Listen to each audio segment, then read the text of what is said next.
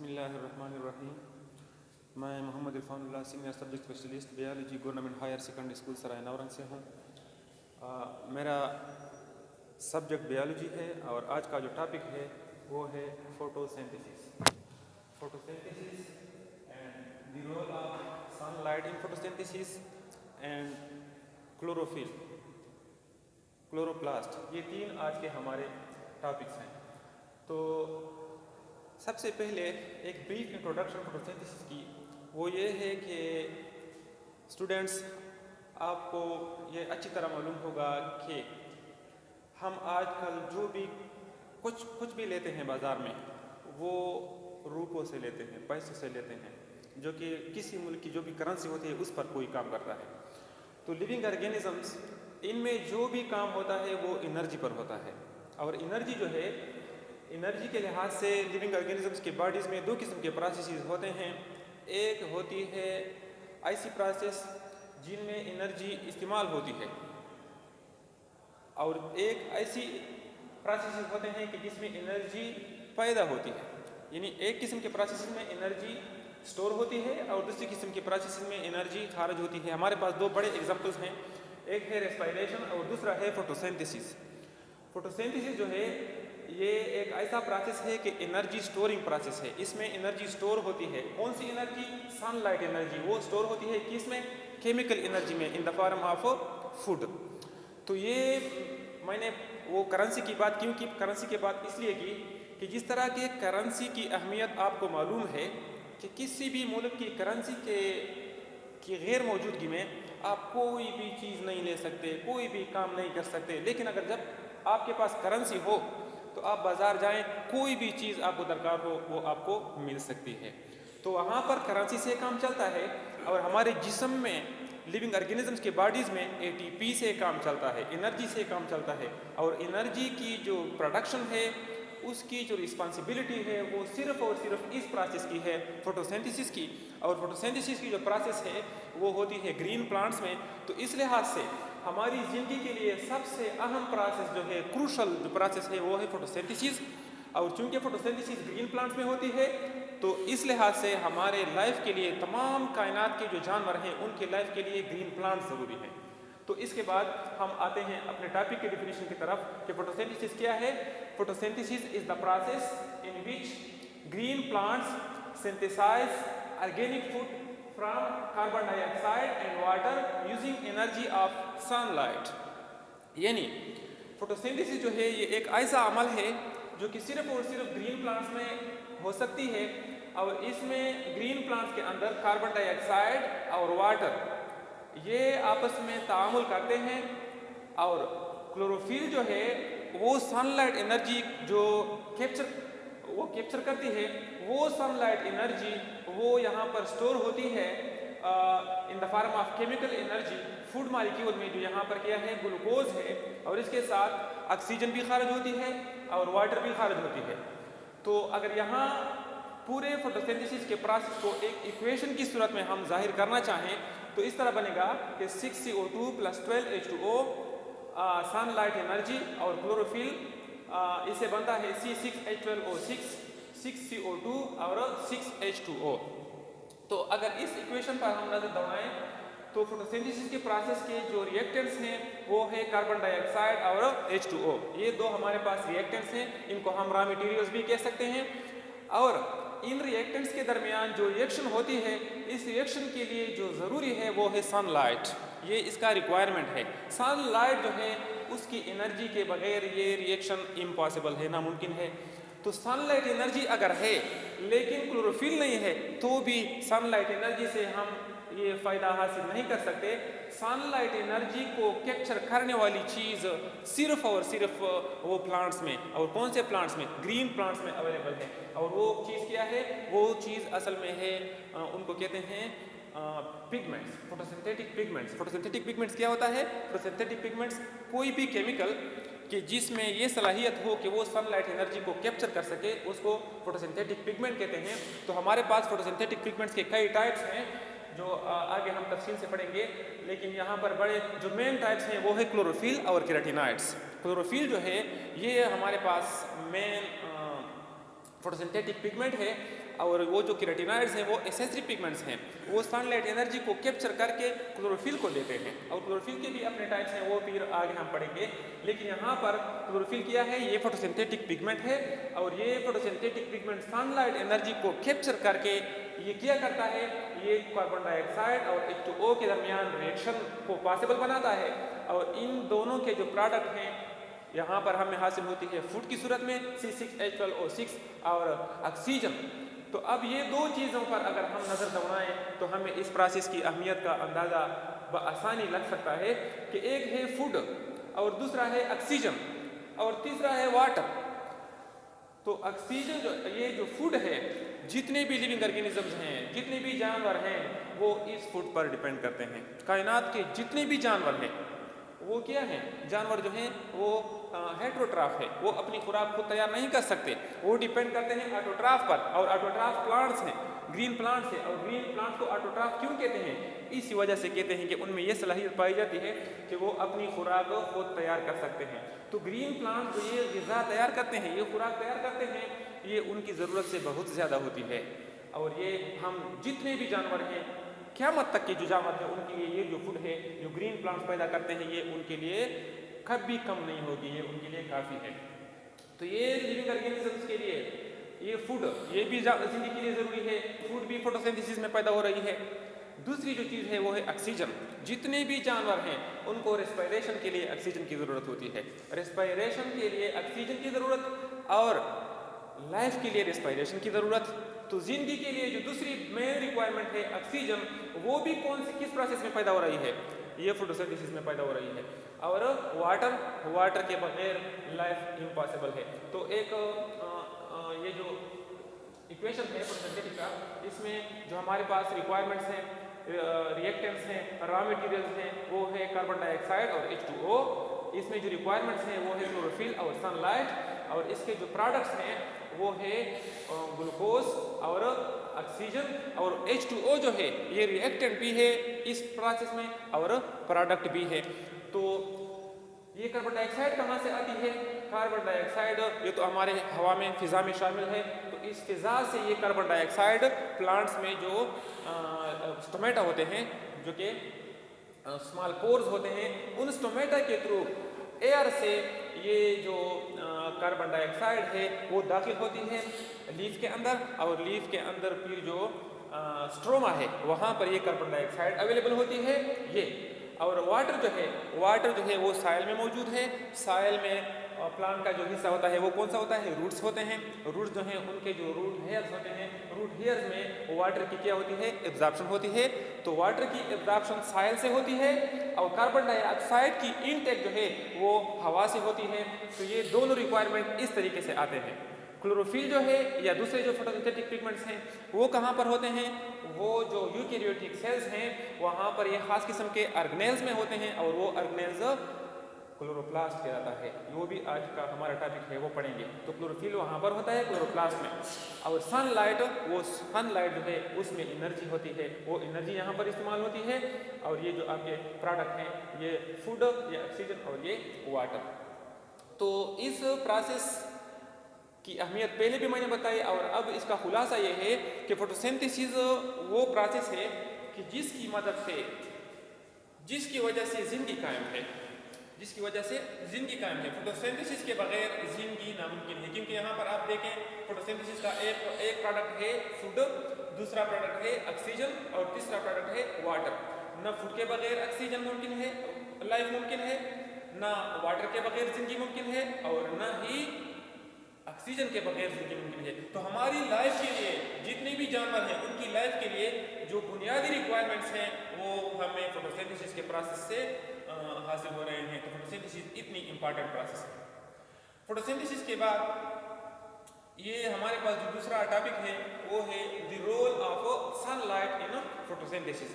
Photosynthesis में आपने पढ़ा कि फोटोसिंथेसिस में क्या है, ये रिक्वायरमेंट है, क्लोरोफिल जो है ये रिक्वायरमेंट है, सनलाइट जो है ये रिक्वायरमेंट है, ये दोनों जरूरी है।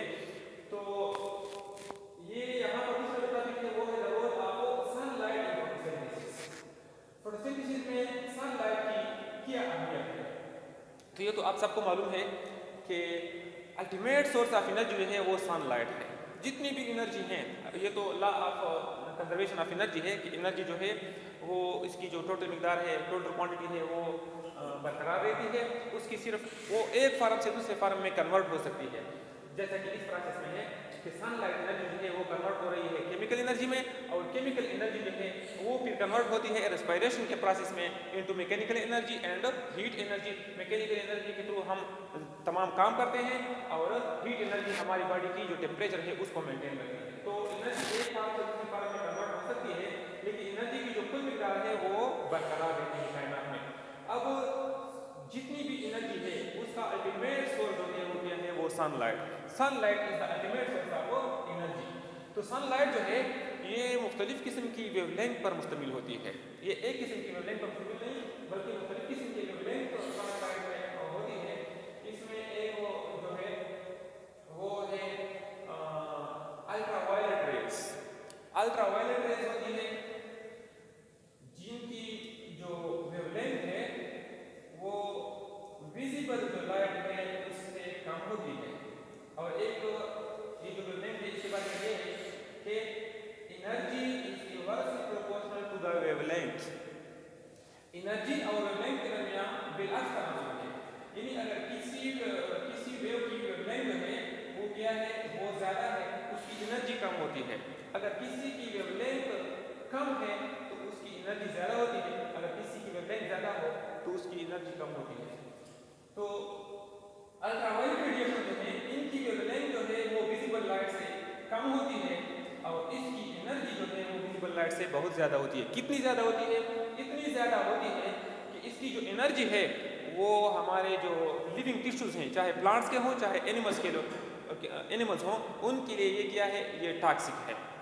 तो ये जो अल्ट्रावायलेट रेडिएशन है उनके लिए अल्लाह ताला ने क्या निज़ाम बनाया है, वो ये निज़ाम बनाया है कि ये जो अल्ट्रावायलेट रेज हैं हमारे जो कायनात के ऊपर, एटमॉस्फेयर के ऊपर ओजोन लेयर है, they are screen by the ozone layer. यानी ओजोन लेयर है, उन लेयर्स के थ्रू ये जो अल्ट्रावायलेट रेडिएशन है ये are screen out by ozone. Ozone जो है वो हमारी जो एटमॉस्फेयर है जहाँ पर लिविंग ऑर्गेनिजम्स हैं, प्लांट्स हैं और एनिमल्स हैं, उनकी ये प्रोटेक्शन करती है ओजोन लेयर। किससे? अल्ट्रावायलेट रेडिएशन से। क्योंकि अल्ट्रावायलेट रेडिएशन जो है इनकी एनर्जी इतनी ज़्यादा होती है कि वो टॉक्सिक होती है और इंजर करती है प्लांट्स और एनिमल्स के सेल्स और टिश्यूज़ को। तो सनलाइट में ये शामिल है अल्ट्रावायलेट रेडिएशन, लेकिन चूंकि ये ख़तरनाक है, इसकी एनर्जी बहुत ज़्यादा होती है, इसकी एनर्जी लिविंग ऑर्गेनिज्म इनको कैप्चर नहीं कर सकते। कोई भी पिगमेंट्स ऐसा नहीं है जो अल्ट्रावायलेट रेडिएशन को कैप्चर कर सके। लिहाजा ये जो ओजोन लेयर है, ओजोन लेयर इसको क्या करती है, वो एटमॉस्फेयर को, हमारे कायनात को वो छोड़ती भी नहीं है, वो उसको क्या करते हैं, रिफ्लेक्ट करते हैं, मुनक्किस करते हैं। दूसरी जो है यहाँ पर होती है इंफ्रारेड। सनलाइट में जो मुख्तलिफ किस्म की वेवलेंथ होती है, दूसरी होती है इंफ्रारेड। इंफ्रारेड जो है इनकी वेवलेंथ जो है ये विजिबल लाइट से क्या होती है, ये ज़्यादा होती है। अच्छा, अब जब इसकी वेवलेंथ ज़्यादा होती है तो जाहिर बात है कि इसकी जो एनर्जी है वो कम होती है विजिबल लाइट से। और कितनी कम होती है? ये एनर्जी इतनी कम होती है कि ये फोटोसिंथेसिस के प्रोसेस पर कोई असर भी नहीं डाल सकता। तो ये जो इंफ्रारेड रेडिएशन है, इंफ्रारेड रेडिएशन चूंकि फोटोसिंथेसिस के प्रोसेस पर असर नहीं कर सकती, इसलिए इनके साथ क्या किया जाता है, ये जो हमारे एटमॉस्फेयर है, they are absorbed by water and other gases in the atmosphere. हमारा जो माहौल है, एटमॉस्फेयर है, फिजा में, वहाँ पर जो वाटर वेपर्स हैं और दूसरे गैसेस हैं, वो इनको ये जो इंफ्रारेड रेडिएशंस हैं इनको क्या करती है, डिस्पर्स करती है। ये भी सतह ज़मीन तक नहीं पहुँचती। तो दो मैंने बता दिए कि जो सनलाइट है इसमें जो मुख्तलिफ किस्म के रेडिएशन हैं, एक होते हैं इंतहाई ज़्यादा तवानाई वाले, ज़्यादा एनर्जेटिक जो है अल्ट्रावायलेट रेडिएशंस, इनकी जो वेवलेंथ है वो बहुत कम होती है। एक है इंफ्रारेड जो कम तवानाई वाले हैं, बहुत ही कम तवानाई वाले, और इनकी जो वेवलेंथ है ये बहुत ज़्यादा होती है। तो इनका फ़ायदा नहीं होता फोटोसिंथेसिस में, और इनको जो लिविंग टिश्यूज़ हैं वो उनके लिए टॉक्सिक है। तो इनको ओजोन लेयर रिफ्लेक्ट करती है, और ये जो है इनको हवा में, फिज़ा में जो मुख्तलिफ गैसेस हैं और वाटर वेपर्स हैं वो डिस्पर्स करती है। और आप अगर यहाँ पर देखें तो तो अल्ट्रावायलेट बहुत ज़्यादा है, इंफ्रारेड भी बहुत ज़्यादा है, दरमियान में बहुत मामूली सा हिस्सा है जिसको कहते हैं विजिबल स्पेक्ट्रम। और आप यहाँ से अंदाज़ा लगाएं कि सनलाइट एनर्जी से जो रेडिएशन आ रहे हैं ज़्यादातर तो अल्ट्रावायलेट है, फिर जो रह गए हैं वो इंफ्रारेड है, बहुत ही कम हिस्सा है जो कि विजिबल है। और जो विजिबल लाइट है ये ऐसा लाइट है कि इसकी जो एनर्जी है ये फोटोसिंथेसिस के लिए बिल्कुल मुनासिब है और इसके लिए हमारी जो आंखें हैं ये भी सेंसिटिव हैं। तो ये वो लाइट है, सिर्फ ये विजिबल स्पेक्ट्रम कि जिसको इस्तेमाल किया जा सकता है, जिसको जो क्लोरोफिल है, जो बाकी पिगमेंट्स हैं केराटिनॉइड्स, ये इनको क्या कर सकते हैं, इनको कैप्चर कर सकते हैं। ये एनर्जी भी फोटोसिंथेसिस में इस्तेमाल नहीं होती, ये रेडिएशन ये भी इस्तेमाल नहीं होते, सिर्फ ये विजिबल स्पेक्ट्रम जो है ये इस्तेमाल हो सकती है। ऐसा नहीं है कि ये सब इस्तेमाल होती है, ये इस्तेमाल हो सकती है। इनकी जो लेंथ कितनी है, ये जो विजिबल स्पेक्ट्रम है ये है from 390 nanometre up to 760 nanometre. सिर्फ ये जो वेवलेंथ है 390 नैनोमीटर से 760 नैनोमीटर तक, इसको विजिबल स्पेक्ट्रम कहते हैं। और ये वेवलेंथ ये काबिल इस्तेमाल है in the process of photosynthesis. इसके बाद क्या है, इसके बाद ये है कि आप देखते हैं कि सनलाइट एनर्जी जो है, सन की जो रेडिएशंस हैं वो तो जब ज़मीन पर आती है तो आपने देख लिया कि ज़्यादातर हिस्सा जो अल्ट्रावायलेट है उनको वो जो ओजोन लेयर है वो रिफ्लेक्ट करती है। फिर जो बहुत ज़्यादातर हिस्सा है इंफ्रारेड, वो तो फिज़ा में जो है गैसेस हैं और वाटर वेपर्स हैं वो उनको डिस्पर्स करती है। तो कितना आता है, यानी बहुत कम हिस्सा हमारी जो माहौल है या हमारी जो फिज़ा है यहाँ पर पहुँचती है।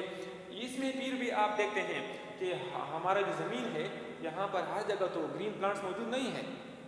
कोई जो लाइट है वो हमारे छतों पर गिरती है, कोई वैसी ज़मीन पर गिरती है, कोई पहाड़ों पर गिरती है।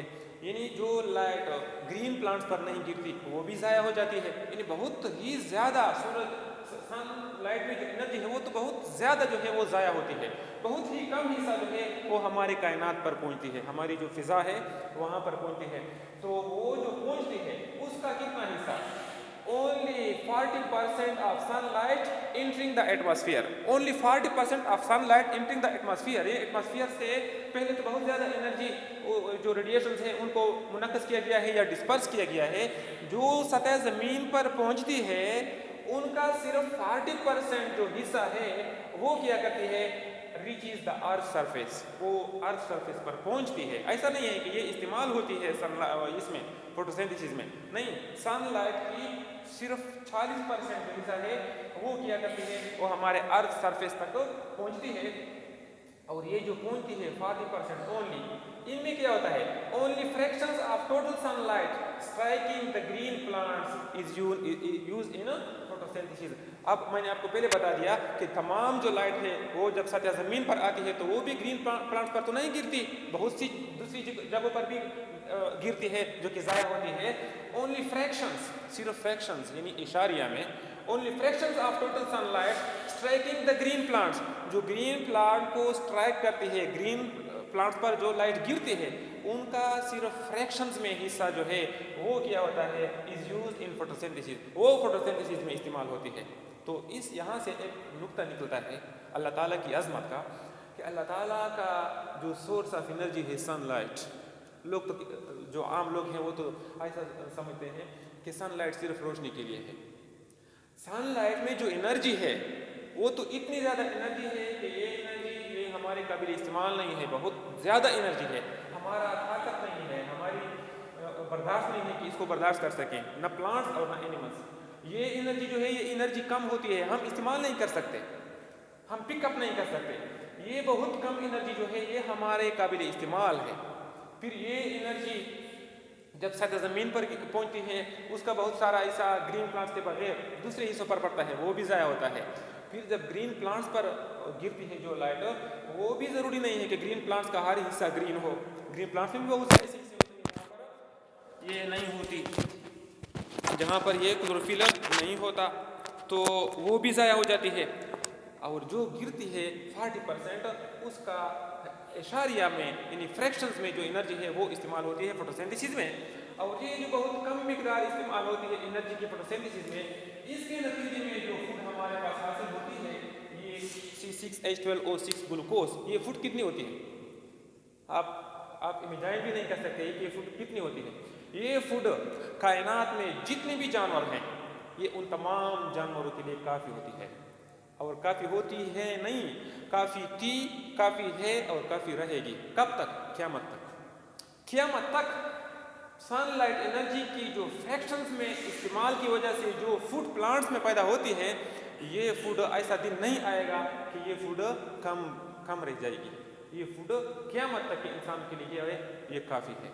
ये यहाँ पर एक वो नुकता है कि अल्लाह ताला की जो ख़जाने हैं वो ऐसे होते हैं, अल्लाह ताला के जितने भी ख़जाने हैं वो ऐसे होते हैं कि इंसान उसके फ्रैक्शंस को भी इस्तेमाल करे, वो उनको क़यामत तक ख़त्म नहीं कर सकते।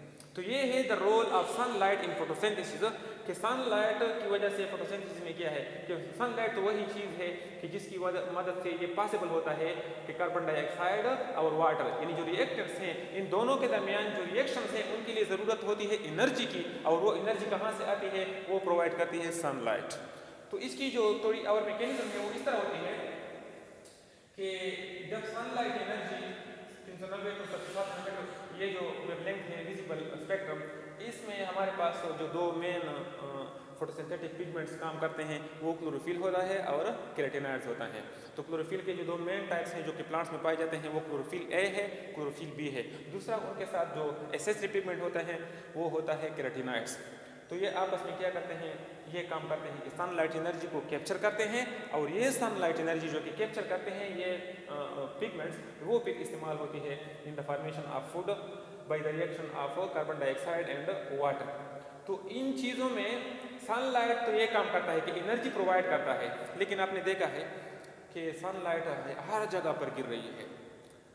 अभी यहाँ पर सूरज निकली हुई है, लेकिन फ़ायदा यहाँ ये कहाँ करता है? डायरेक्ट जो हम इस्तेमाल करते हैं जहाँ पर हमने वो सोलर रखे होते हैं, तो उससे हम पंखे चला सकते हैं और उससे हम काम ले सकते हैं। लेकिन जहाँ पर सोलर प्लांट ना हो तो ये सनलाइट एनर्जी हमसे क्या हो रही है? ज़ाया हो रही है।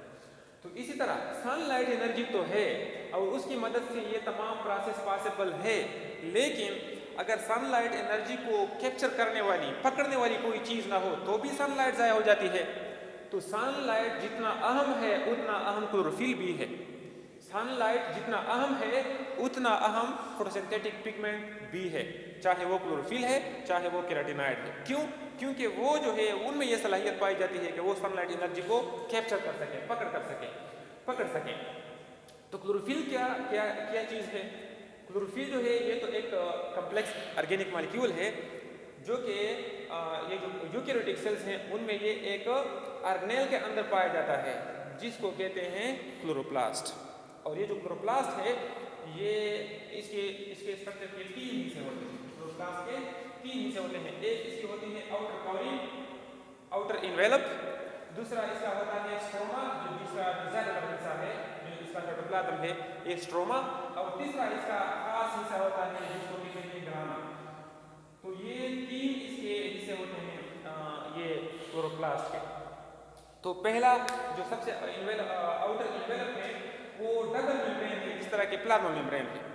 तो इसका जो सबसे बैरूनी लेयर है वो क्या कहलाता है? Outer membrane. ये आउटर मेम्ब्रेन। दूसरी जो है ये है इनर मेम्ब्रेन। इस इनर मेम्ब्रेन के अंदर थैलेकोइड मेम्ब्रेन होते हैं। इस तरह एक मेम्ब्रेन होती है, मेम्ब्रेन फ्यूल्ड सेल्स होते हैं जिनको क्या कहते हैं? जिनको कहते हैं थैलेकोइड मेम्ब्रेन। ये जो फ्लूइड फील्ड मेम्ब्रेन है थैलेकोइड मेम्ब्रेन, ये आपस में तकरीबन 50 एक दूसरे के ऊपर इस तरह, एक इसके ऊपर दूसरा तीसरा चौथा, एक पायल बन जाता है, एक टीला बन जाता है। तो ये तकरीबन 50 थैलेकोइड मेम्ब्रेन पर मुश्तमिल एक जो पायल बनता है इसको कहते हैं ग्राना। तो ये जो ग्राना है इनके ये थैलेकोइड मेम्ब्रेन है, यहाँ पर पाए जाते हैं फोटोसिंथेटिक पिगमेंट्स, यानी ये जो क्लोरोफिल है या केराटिनॉइड है वो कहाँ पर? वो इन थैलेकोइड मेम्ब्रेन के इसके मेम्ब्रेन में पाई जाती है फोटोसिंथेटिक पिगमेंट्स। और चूंकि यहाँ पर क्लोरोफिल पाया जाता है लिहाजा ये थैलेकोइड मेम्ब्रेन ये कैसे होते हैं? ये ग्रीन होते हैं। और यही वो जगह है जहाँ पर सनलाइट एनर्जी कैप्चर होती है। और इससे एक पॉइंट वाज़ेह हो जाती है कि जब सनलाइट एनर्जी यहाँ पर कैप्चर होती है ग्राना में, तो इसका मतलब ये है कि आगे जब हम पढ़ेंगे कि फोटोसिंथेसिस की जो मैकेनिज्म है कि एक लाइट रिएक्शन होता है, एक डार्क रिएक्शन होता है। तो लाइट रिएक्शन जो होता है वो ग्राना में होता है। तो ग्राना जो है वो क्या है, ग्राना एक फाइल होता है जो किस चीज़ पर मुश्तमिल होता है, जो कि थिलोकाइड मेम्ब्रेन पर मुश्तमिल होता है। और वो थिलोकाइड मेम्ब्रेन तकरीबन अराउंड अबाउट 50 ये थिलोकाइड मेम्ब्रेन ये जब एक फाइल बनाते हैं तो ये जो स्ट्रक्चर बनता है इसको ग्रानम कहते हैं और इसका जो प्लूरल है वो ग्रेना है। तो एक ग्राना और दूसरा ग्राना ये एक मेम्ब्रेन के थ्रू एक दूसरे के साथ अटैच होते हैं जो लेमेली कहलाता है। लेमेलाई भी पढ़ सकते हैं लेमेली। तो जो लेमेली है वो नॉन ग्रीन होती है। क्या मतलब, ये फोटोसिंथेटिक नहीं है, ये नॉन ग्रीन होती है और इनका काम सिर्फ किया है कि जो इस क्लोरोप्लास्ट के अंदर मुख्तलिफ किस्म के ग्रेना है उनको आपस में इंटैक्ट रखें, एक जगह पर रखें। तो ये इस इंटरग्रेना इसका काम ये है। और इसके अलावा जो ज़्यादातर हिस्सा है इस क्लोरोप्लास्ट का ये मुश्तमिल होता है एक सोल्यूशन पर। और ये जो सोल्यूशन है इसको कहते हैं मैट्रिक्स। और इस मैट्रिक्स में क्या होते हैं, एंजाइम रिच जेली सब्सटेंस। और ये जो मैट्रिक्स है इसका नाम है स्ट्रोमा। तो चूंकि अब हम आगे पढ़ेंगे कि फोटोसिंथेसिस की जो मैकेनिज्म है इसमें लाइट रिएक्शन होती है और डार्क रिएक्शन होती है। तो डार्क रिएक्शन स्ट्रोमा में होती है, स्ट्रोमा के अंदर होती है। और स्ट्रोमा के अंदर एंजाइम्स पाए जाते हैं और एनर्जी जो है वो जो लाइट रिएक्शन में जो प्रोडक्ट्स बनते हैं एटीपी और जो रिड्यूस्ड को एंजाइम्स होते हैं एनर्जी के लिए वो इस्तेमाल होते हैं। और बाकी जो एंजाइम्स हैं वो स्ट्रोमा के अंदर पाए जाते हैं। और इसके अलावा एक और चीज़ वो क्या है, वो है कार्बन डाइऑक्साइड। कार्बन डाइऑक्साइड भी स्ट्रोमा के अंदर पाई जाती है। तो जो डार्क रिएक्शन के रिक्वायरमेंट्स हैं वो यहाँ पर पूरे होते हैं क्योंकि डार्क रिएक्शन की जो स्टार्ट है वो होती है राइबोलोज बाइफॉस्फेट से। राइबोलोज बाइफॉस्फेट भी स्ट्रोमा के अंदर पाई जाती है और वो रिएक्शन करता है किस के साथ, कार्बन डाइऑक्साइड के साथ। कार्बन डाइऑक्साइड भी यहाँ पर पाया जाता है और उससे जो बनता है 6 कार्बन अनस्टेबल कंपाउंड। और वो जब उसकी स्प्लिटिंग होती है इनटू 3 कार्बन कंपाउंड उसके लिए जो एंजाइम रिक्वायर है रूबिस्को, वो रूबिस्को एंजाइम भी कहाँ पर पाई जाती है, वो भी स्ट्रोमा में अवेलेबल होती है। तो लिहाजा स्ट्रोमा के अंदर ये मुमकिन होता है कि ये जो डार्क रिएक्शन है वो यहाँ पर हो सके। तो लाइट रिएक्शन ग्राना के अंदर और डार्क रिएक्शन स्ट्रोमा के अंदर। और ये स्ट्रोमा और ये ग्राना ये दोनों किस चीज़ के अंदर, ये इन्वेलप के अंदर बंद होते हैं। और ये इन्वेलप, ये ग्राना और ये स्ट्रोमा ये मिलकर ये जो स्ट्रक्चर बनाते हैं इसको क्या कहते हैं, इसको क्लोरोप्लास्ट कहते हैं। और ये जो क्लोरोप्लास्ट है ये कहाँ पर पाया जाता है, ये ग्रीन प्लांट्स में पाया जाता है। और ये जो ग्रीन प्लांट है इस वजह से कि इनमें क्लोरोप्लास्ट पाया जाता है। क्लोरोप्लास्ट के इस हिस्से में थिलोकाइड मेम्ब्रेन में क्लोरोफिल पाया जाता है और क्लोरोफिल में ये सलाहियत पाई जाती है कि वो सनलाइट एनर्जी को पकड़ सकती है। और जब सनलाइट एनर्जी को पकड़ सके तो सनलाइट एनर्जी क्या कर सकती है, वो कार्बन डाइऑक्साइड और वाटर के केमियाई अमल से फूड, ऑक्सीजन और वाटर देते हैं। और ये तीनों जो प्रोडक्ट हैं इनमें से हर एक, वाटर के बगैर लाइफ इम्पॉसिबल है, ऑक्सीजन के बगैर लाइफ इम्पॉसिबल है और फूड के बगैर भी लाइफ इम्पॉसिबल है। तो इस वजह से ये जो आज की टॉपिक है फोटोसिंथेसिस, हम ये बिल्कुल कह सकते हैं, इसमें कोई शक नहीं है कि फोटोसिंथेसिस जो है, फोटोसिंथेसिस के बगैर हमारी लाइफ इम्पॉसिबल है। फोटोसिंथेसिस हमारी लाइफ है। और अगर इसको हम थोड़ा अल्लाह ताला के जो कवानीन है कुरान पाक के जो वहाँ पर जो हमें बताया गया है कि वजअलना मिनल माइ कुल्ल शैइन हय, अल्लाह ताला फरमाते हैं कि हमने तमाम जानदार अशिया को पानी से पैदा किया है। तो वो भी यहाँ पर प्रूव होती है, मुकम्मल 100% प्रूव होती है। यहाँ पर आप देखें, हमने पढ़ लिया कि फोटोसिंथेसिस जो है, फोटोसिंथेसिस के बगैर लाइफ इम्पॉसिबल है, वो तो साइंटिफिकली हमने प्रूव भी कर दिया। तो यहाँ पर आप देखें कि ये जो फूड है और ये जो ऑक्सीजन है ये तो लाइफ के लिए ज़रूरी है और ये जो वाटर है ये तीनों ज़रूरी है। ये चीज़ें, ये प्रोडक्ट्स ये कहाँ से आ रहे हैं, ये आ रहे हैं कार्बन डाइऑक्साइड और वाटर के तामुल से। तो ये वाटर देखें, अगर वाटर ना हो तो ये फूड, ये ऑक्सीजन और ये H2O ये नहीं होगी। तो लाइफ जो है वो अल्लाह ताला ने पैदा भी पानी से की है और मेंटेन भी पानी से कर रहा है। जिस दिन ये वाटर ख़त्म हुई तो ये रिएक्शन ख़त्म हुआ और जिस दिन ये रिएक्शन ख़त्म हुआ, फोटोसिंथेसिस की प्रोसेस ख़त्म हुई, लाइफ भी ख़त्म हुई। यानी फोटोसिंथेसिस के बगैर लाइफ नामुमकिन है और फोटोसिंथेसिस जो है ये वाटर के बगैर नामुमकिन है। फिर ये अगला टॉपिक है, उसमें भी हम ये प्रूव करेंगे कि ऐसा सिर्फ नहीं है कि जो फूड मॉलिक्यूल है उसमें वाटर का रोल है, बल्कि ये भी प्रूव है कि ये जो ऑक्सीजन है, जो बच्चा बच्चा जानता है कि हमारी लाइफ के लिए ऑक्सीजन लाजमी है। तो कायनात में जो ऑक्सीजन है, एटमॉस्फेयर में जो ऑक्सीजन है, ये ऑक्सीजन भी वाटर से आ रहा है। ये प्रूव्ड है। ये ऐसा नहीं है कि ये जो कार्बन डाइऑक्साइड का ऑक्सीजन है ये ऑक्सीजन है, बल्कि ये प्रूव है, साबितशुदा है। अगले टॉपिक पे हम पढ़ेंगे कि ये जो ऑक्सीजन है ये भी कहाँ से आ रहा है, ये भी वाटर से आ रहा है। तो कुरानी आयत का भी यहाँ पर मफ़हूम बिल्कुल क्लियर है कि वाटर से अल्लाह ताला ने ज़िंदगी भी बनाई है और वाटर से अल्लाह ताला ज़िंदगी को मेंटेन भी कर रहा है। उम्मीद है आपको समझ आ चुकी होगी। अगर फिर भी कोई मसला हो तो मैं आपके साथ अपना नंबर शेयर करता हूँ। WhatsApp number 0301884710। बिल्कुल आप झिझक महसूस न करें। ये टॉपिक हो या FSC first year second year में कोई भी बायोलॉजी का टॉपिक हो, आप इस नंबर पर मुझे व्हाट्सएप के ज़रिए आप क्वेश्चन पूछ सकते हैं। एक बार समझ नहीं आई, दूसरी बार, तीसरी बार, बार आप पूछ सकते हैं। आप कहीं के भी स्टूडेंट्स हो, आपको बायोलॉजी में फर्स्ट ईयर और सेकंड ईयर में कोई प्रॉब्लम हो, मैं आपको क्या करूँगा, भरपूर कोशिश करूँगा कि आपको जो आपका जो कंसेप्ट है वो क्लियर कर सकूँ। और आज के टॉपिक के बाद आपने क्या करना है, आपने कम से कम ये करना है कि अपने रजिस्टर में फोटोसिंथेसिस की डिफिनीशन, फोटोसिंथेसिस की इक्वेशन, बैलेंस्ड इक्वेशन और फिर उस इक्वेशन की वजाहत। किस तरह वजाहत कि इसमें रिक्वायरमेंट्स या रॉ मटेरियल्स क्या हैं, इसके जो रिक्वायरमेंट्स है वो क्या है, यानी ये कि कार्बन डाइऑक्साइड और वाटर ये क्या है, ये रॉ मटेरियल्स हैं। सनलाइट और क्लोरोफिल ये रिक्वायरमेंट्स है। और C6H12O6 6O2 ये दोनों प्रोडक्ट्स हैं। और वाटर जो है ये प्रोडक्ट भी है और ये इस इक्वेशन में रिएक्टेंट भी है। यहाँ पर रिएक्टेंट्स में भी ये भी है और यहाँ पर भी है। तो कम से कम ये आपने अपने रजिस्टर में लिखकर कल मुझे दिखाना है। और कोई समझ जहाँ पर भी नहीं आई हो वो मैंने अपना नंबर दे दिया है, आप मुझसे कभी भी ये पूछ सकते हैं। इम्तिहान के बाद कभी भी बायोलॉजी फर्स्ट या सेकंड ईयर में कोई प्रॉब्लम हो तो मैं आपके लिए हाजिर हूँ। अस्सलाम।